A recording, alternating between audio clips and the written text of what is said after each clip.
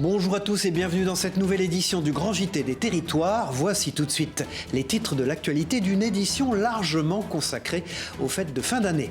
Au sommaire de ce journal, notre partenaire WEO TV, la chaîne de la Voix du Nord, proposera pour les retardataires des recettes pour un repas de fête gastronomique au coût maîtrisé. Et puis nous reviendrons sur les mesures prises par le numéro 1 mondial du luxe qui souhaite, à l'issue de la COP28, poursuivre ses efforts en matière de réduction de son empreinte carbone. À Montpellier, Via Occitanie nous fera découvrir une équipe d'enseignants qui, pour valoriser l'enseignement professionnel, a créé une équipe de motos d'endurance pour disputer le bol d'or. Rien que ça. Enfin, avec Vosges Télévisions, nous irons à la rencontre d'un Père Noël, pas comme les autres, puisqu'il n'hésite pas à boucler sa valise pour rendre visite aux enfants de Chengdu, en Chine, où il est accueilli à bras ouverts. Au moment de faire les courses nécessaires au repas de Noël, la question du coût se pose pour nombre d'entre nous. Je vous propose de découvrir quelques recettes simples et économiques avec Jérôme Aubron pour notre partenaire WEO TV, la chaîne de la Voix du Nord. Regardez. Pour les fêtes, se faire plaisir à table sans se ruiner relève parfois de l'épreuve sportive. Ce matin-là, sur le marché d'Amiens, les clients n'ont qu'une idée en tête, réduire la note dans l'assiette. Je retire. Il y en a un peu trop. Pas facile quand la plupart des produits ont vu leur prix exploser, alors chacun y va de son astuce. Disons qu'on regarde un peu les prix un peu partout, comme tout le monde. Nous d'abord on est invités chez nos enfants, mais on donne chacun son plat, on apporte chacun son plat. Bien manger sans se ruiner, le chef Jean-Michel Desclous s'en est fait une spécialité. Dans son atelier, le chef nous propose une entrée alléchante et à moindre coût, finger de saumon fumé au poivre de Timut. La recette commence tout en gourmandise par une ballotine au fromage frais. Donc là, c'est un fromage frais que l'on peut trouver en grande distribution. Alors, il faut prendre un fromage frais de nature, voilà, et de bonne qualité. Quant au saumon, produit coûteux, quelques alternatives existent. On peut faire aussi cette recette-là avec du flétan fumé. Voilà, hein, on peut partir puis fumer son poisson soi-même, si on veut. Donc là, la petite technique, c'est de bien rouler le saumon fumé pour faire un joli ballotin.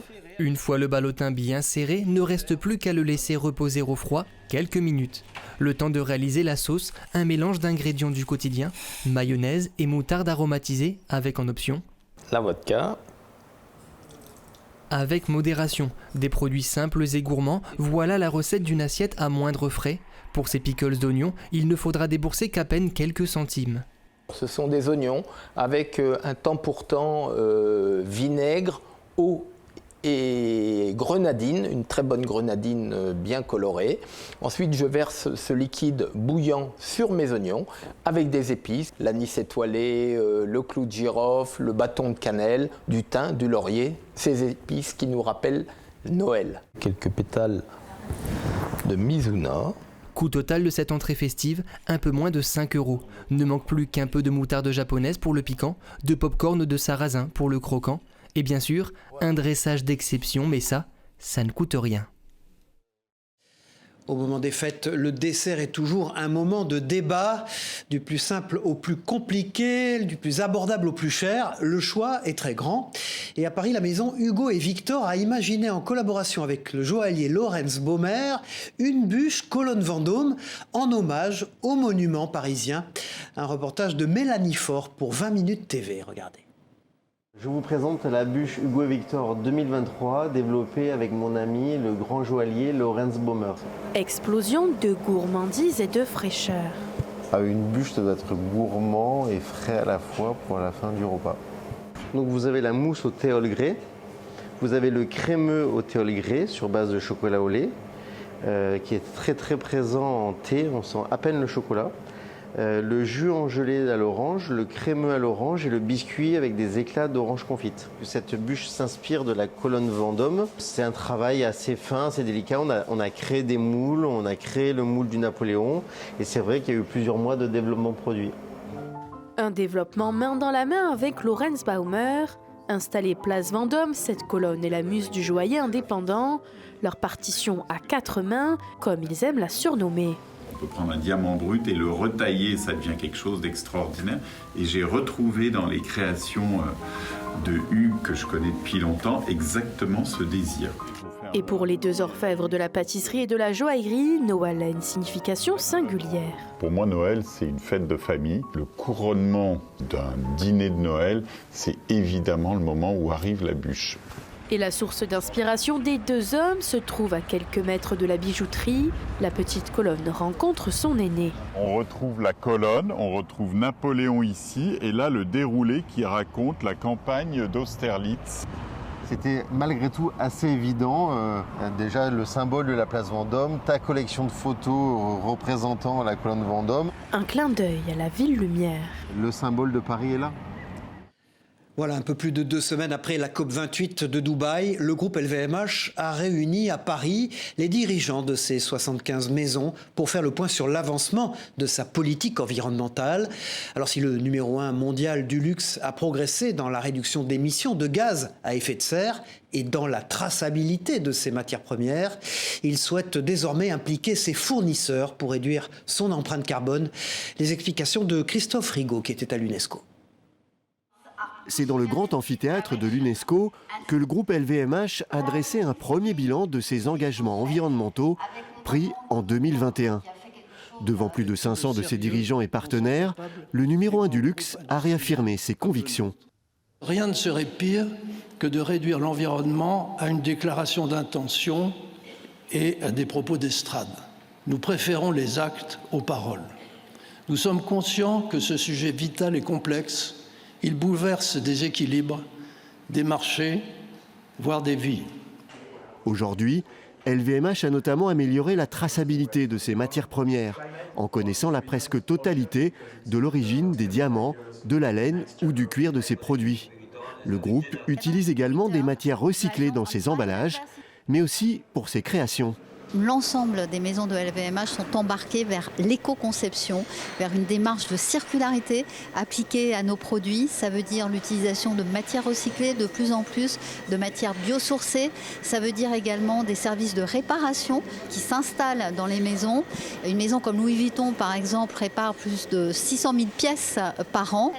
Sur le climat, le numéro 1 du luxe annonce avoir baissé de 11% ses émissions de gaz à effet de serre. Mais pour respecter ses engagements à l'horizon 2030, LVMH devra fournir des efforts importants, notamment sur les émissions indirectes du groupe. Alors, pour y parvenir, il souhaite davantage impliquer ses fournisseurs et ses partenaires. C'est assez facile de mobiliser l'interne et de mobiliser ceux qui travaillent pour nous en les formant, en leur prêchant quelque part la bonne parole. Et puis cette conscience-là, tout le monde l'a, c'est assez évident en fait. Pour les fournisseurs, c'est plus difficile. C'est le fameux Scope 3 qui est le plus lointain de nos activités et en même temps celui qui émet le plus d'émissions et de gaz à effet de serre.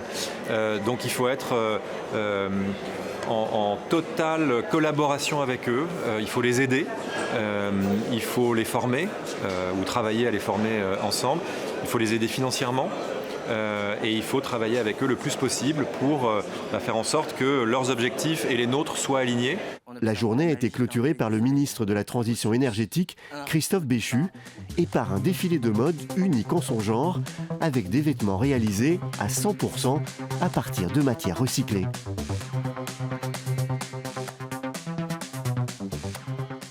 À Limoges, la capitale de la porcelaine s'interroge sur l'impact écologique de son activité.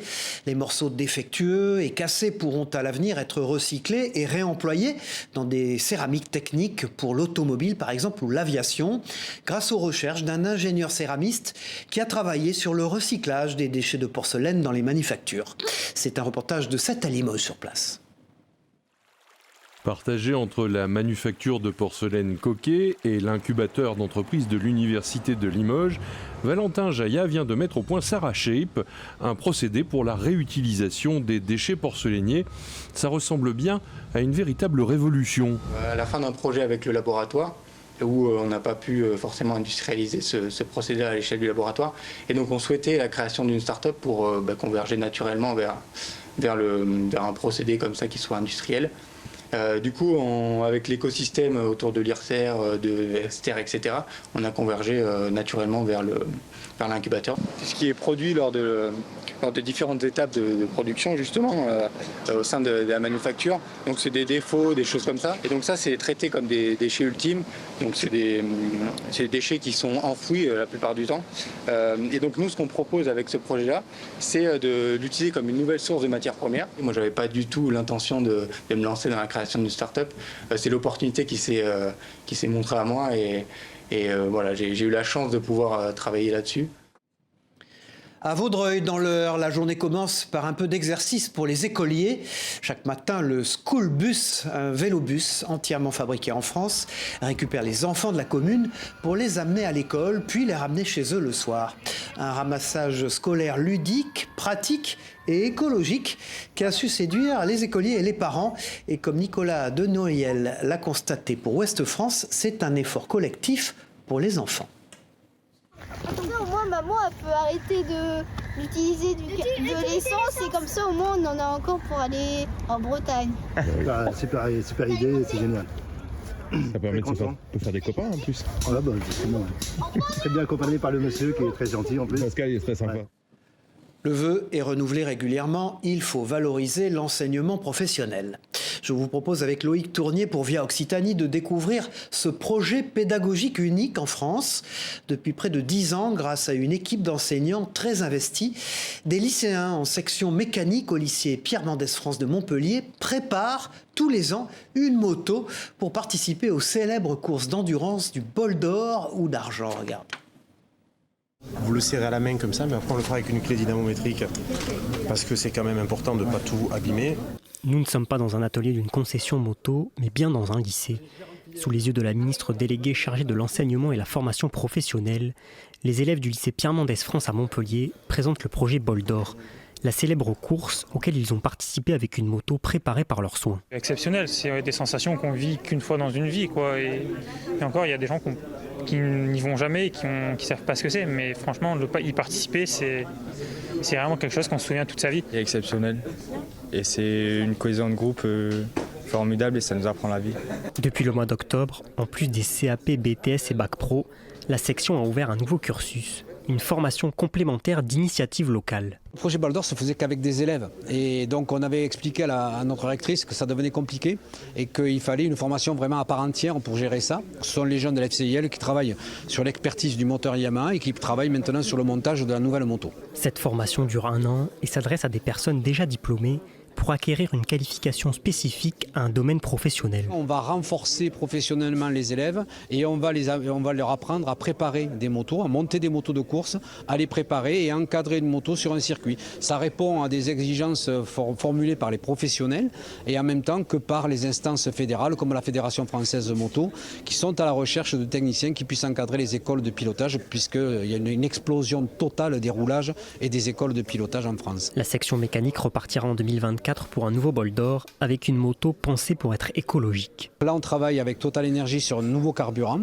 qui ne contient ni pétrole ni éthanol et qui sera appelé à remplacer les carburants de compétition dans un avenir très proche. En plus du projet Bol d'Or au sein du lycée, les élèves sont en alternance ou en stage dans des entreprises. Les tâches principales, ça peut aller du simple entretien sur les véhicules, des motos, des scooters, mais ça peut aussi aller jusqu'à des opérations plus techniques, du remontage de véhicules après sinistre. En 2023, 15 lycéens, dont 6 BTS et 9 Bac Pro, ont pris part au Bol d'Or 2023.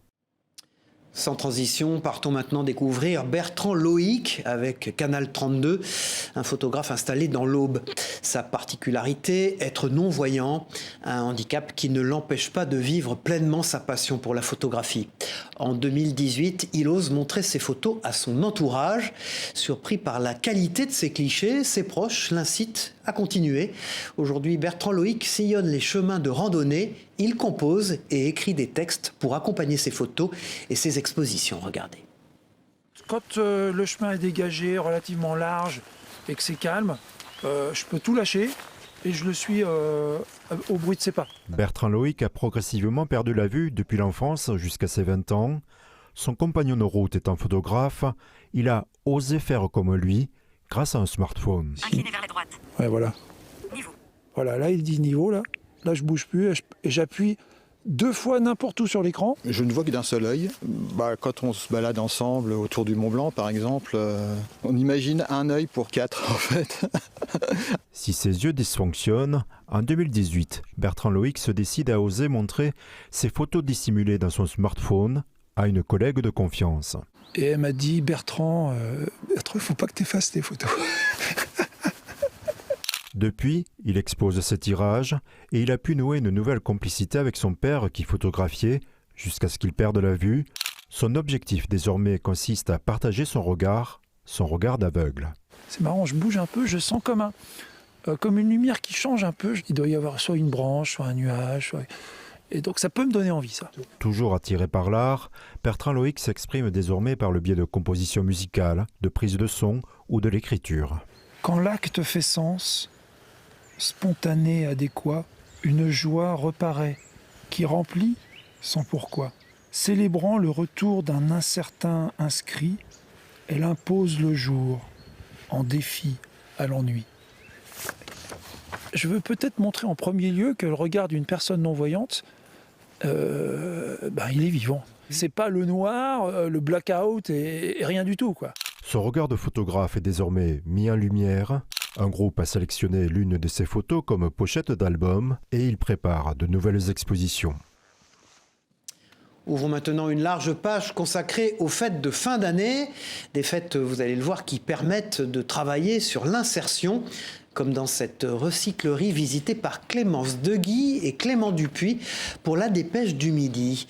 Ici, près de Toulouse, pour le plus grand bonheur des familles qui achètent à moindre coût ces joujoux remis à neuf, des milliers de jouets d'occasion retrouvent une seconde vie entre les mains de salariés en parcours d'insertion professionnelle.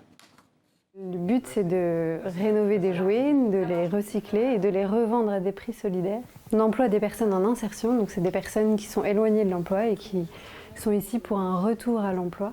Alors on a 8 salariés en insertion actuellement et du coup on a à peu près 3000 jeux à vendre en stock actuellement aussi, mais ça va vraiment dégrossir d'ici 2 semaines.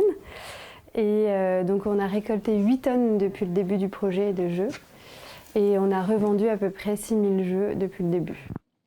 Voilà, et en Ille-et-Vilaine, c'est un chantier d'insertion professionnelle qui prépare de nombreuses animations et aussi des décorations pour la ville de Redon.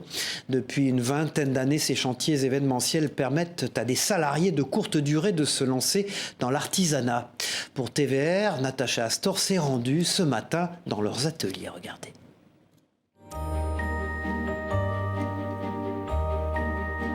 On entre un peu dans les coulisses des lutins de Noël, mais version redonnaise. Ici, on s'occupe des vareuses que porteront les animateurs d'activités. Lou vient d'entamer il y a 2 jours son contrat de 26 heures par semaine. J'ai d'autres projets à côté et l'avantage d'être ici, c'est d'apprendre à faire des choses sympas parce qu'il y a plein d'ateliers différents ici. D'avoir une situation stable pour du coup au moins 6 mois pour avoir le temps de... moi j'ai prévu de passer mon permis. Menuiserie, sérigraphie, mais aussi décoration, tout est fait main, dans la bonne humeur et avec des objets de récup, comme ces panneaux de signalétique. Photomaton et jeux en bois, cette année les décos sont sur le thème de l'eau pour célébrer Redon, ville entre fleuves et canaux. Ça c'est chouette parce qu'en fait ça passe d'un atelier à un autre. Bon ici nous des fois on dit ah stop on n'a plus de place, mais en effet voilà ça passe de la structure pour aller en déco ou en sérigraphie, après ça revient à la déco, ça peut repartir en couture parce qu'il y a des accessoires de tissu à mettre. Ce chantier d'insertion, appelé Lever le rideau, est un tremplin pour l'insertion ou la reconversion professionnelle. Il permet aussi aux 22 salariés de faire des stages ou des formations à côté de leur contrat allant de 4 mois à 2 ans.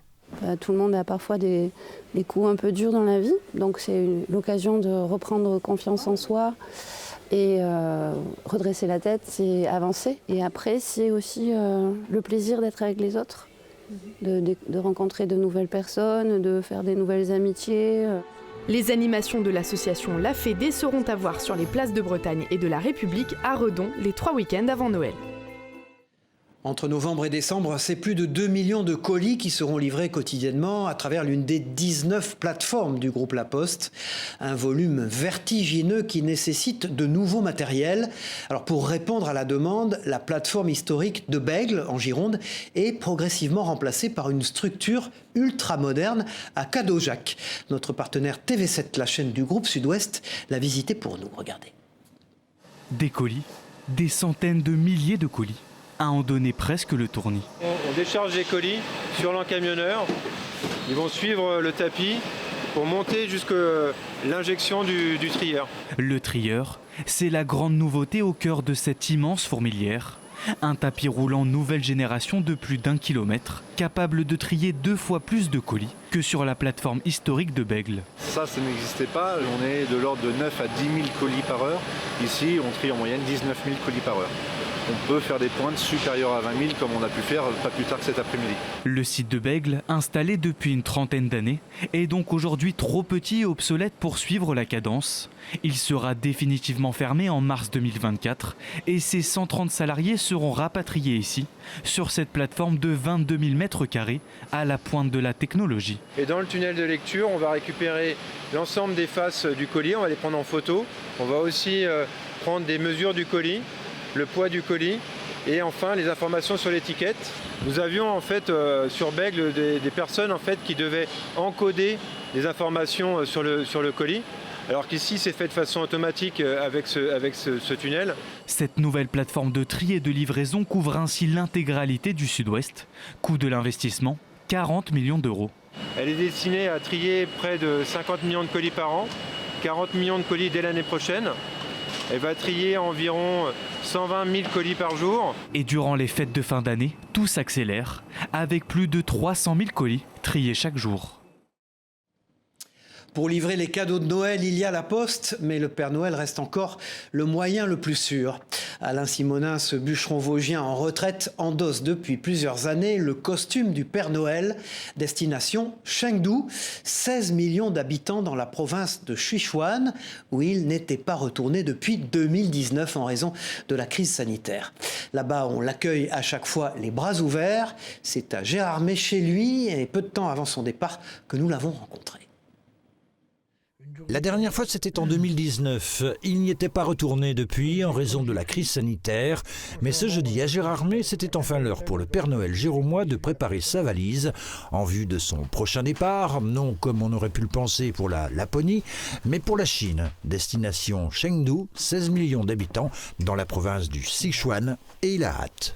Je dis toujours, autant la première année, je pleurais de joie parce que je suis reparti de Pékin où j'avais eu un choc culturel énorme. Je n'avais rien compris à ce que ma présence représentait là-bas. J'ai compris bien après. Donc maintenant, je pleure de tristesse. Quand je m'en vais, j'ai une haie d'honneur pour sortir de l'hôtel. Et chaque employé de l'hôtel me donne une rose, le bouquet de roses que je peux avoir. Et la dernière fois, en 2019, eh bien, ils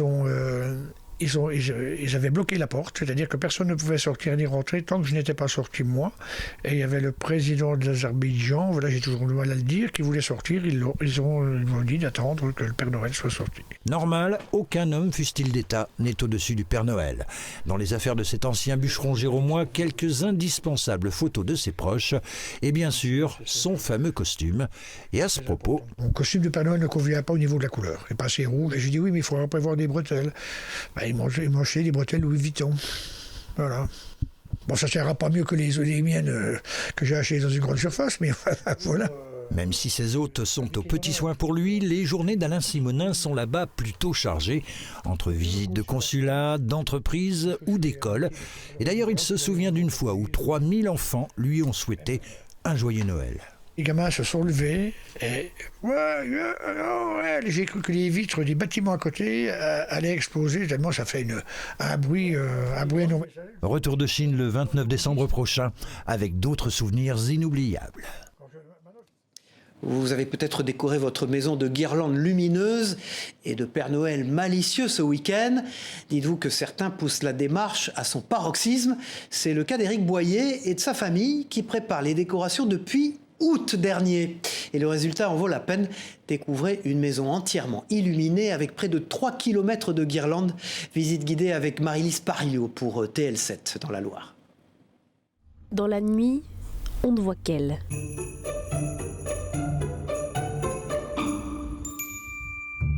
La maison d'Éric Boyer est rayonnante pour les fêtes de fin d'année.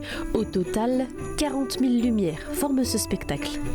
Alors contrairement à ce qu'on peut penser, il y a beaucoup de lumière, mais moi ça me coûte, sur l'ensemble du mois que j'éclaire, ça me revient à 50 €, voilà, de plus. Tout simplement, c'est tout des lumières LED. Pendant la moitié de l'année, avec sa famille, il prépare les scènes. Plan, croquis, il faut bien tout ce temps, car beaucoup de décors sont faits main. Toutes les années, on a toujours peur d'être à la traîne, quoi. Mais bon, mais ça le fait, ça le fait. Donc le moulin fait maison aussi. Moulin, bonhomme de neige, tout est fait pour émerveiller. Ils ont le sourire, parfois il y en a qui veulent faire plusieurs tours. Mais bon, même les grands aussi, ils adorent. Chaque année, il y a des nouvelles, il y a des nouveautés, c'est un petit peu amélioré à chaque fois, c'est incroyable, quoi. Toujours plus. Déjà que c'est magnifique et il en rajoute une petite couche, on ne sait pas comment il fait, mais ouais, c'est splendide. Éric Boyer ouvre sa maison jusqu'au 7 janvier aux visiteurs et leur offre même quelques friandises et collations. En repartant, ils sont invités à laisser un mot dans le livre d'or, toujours, le promet Éric, rempli de beaux compliments. Voilà, c'est la fin de cette édition. Il me reste à vous souhaiter de très belles fêtes de Noël. Merci à vous de nous avoir suivis. On se retrouve très vite pour une nouvelle édition du Grand JT des Territoires. Au revoir à tous et bon Noël.